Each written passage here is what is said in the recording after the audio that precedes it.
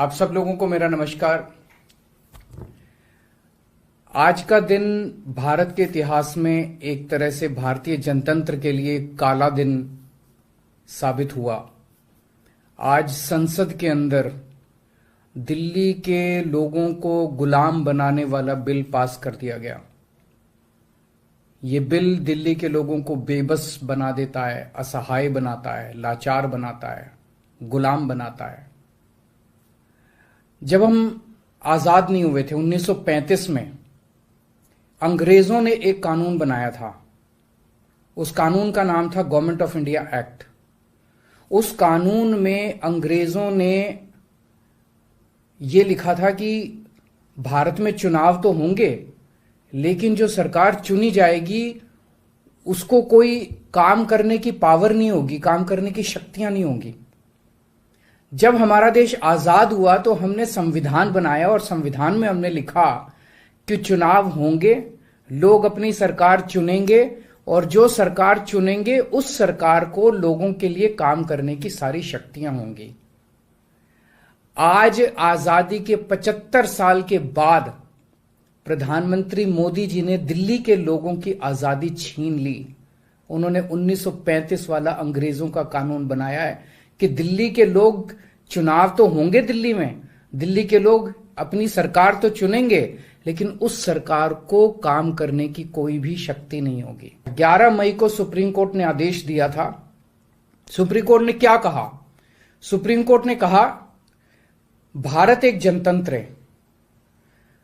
इस जनतंत्र में हम अपनी सरकार चुनते हैं, जनता अपनी सरकार चुनती है और उस सरकार को जनता के लिए काम करने की पूरी ताकत होनी चाहिए, सुप्रीम कोर्ट ने कहा। प्रधानमंत्री जी ने एक ही हफ्ते के, सुप्रीम कोर्ट का जैसे आदेश आया, एक हफ्ते के बाद उसको सुप्रीम कोर्ट के आदेश को पलट दिया और उसके खिलाफ एक अध्यादेश लेके आए।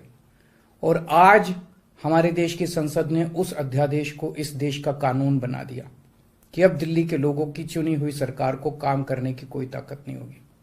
अब इस कानून में लिखा है कि दिल्ली के लोग जो मर्जी सरकार बनाएं, लेकिन उस सरकार को चलाएंगे एलजी साहब और मोदी जी, सीधे सीधे वही लोग चलाएंगे इस सरकार को। तो इससे साफ जाहिर है कि प्रधानमंत्री मोदी जी कह रहे हैं कि मैं सुप्रीम कोर्ट को भी नहीं मानता।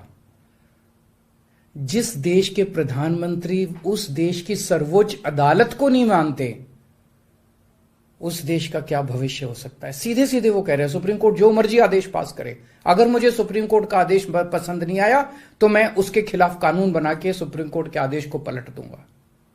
इतना अहंकार हो गया इन लोगों को। दिल्ली के अंदर 25 साल से ज्यादा हो गए अब बीजेपी की सरकार नहीं बनी है। 25 साल से इनको वनवास दिल्ली के लोगों ने दिया हुआ है।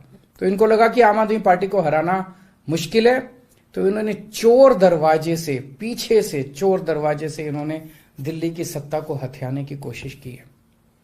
दिल्ली के लोगों ने एक बार आम आदमी पार्टी को 70 में से 67 सीट दी और 3 सीट बीजेपी को दी। दूसरी बार 70 में से 62 सीट दी और 8 सीट बीजेपी को दी। तो एक तरह से दिल्ली की जनता ने चिल्ला चिल्ला के बीजेपी को कहा है कि दिल्ली के अंदर दखलंदाजी मत करना। प्रधानमंत्री जी को साफ साफ शब्दों में दिल्ली के लोगों ने कहा, 7 सीट उनको नेशनल चुनाव में 7 सीट दी और दिल्ली के चुनाव में 3 सीट दी। तो मोदी जी को साफ साफ दिल्ली की जनता ने कहा कि दिल्ली के काम में दखलंदाजी मत करना, आप देश संभालो। लेकिन मोदी जी कहते हैं मैं जनता की बात नहीं मानता। इतना अहंकार हो गया, ना जनता को की बात मानते, ना सुप्रीम कोर्ट की बात मानते। और आपको पता है इस कानून में क्या लिखा है? देश के प्रधानमंत्री बैठ के दिल्ली सरकार का कौन सा चपरासी क्या काम करेगा, कौन सा चपरासी फाइल उठाएगा, कौन सा चपरासी चाय पिलाएगा, कौन सा चपरासी खाना, ये काम रहेगा प्रधानमंत्री जी को। इसके लिए प्रधानमंत्री बनाया था देश का।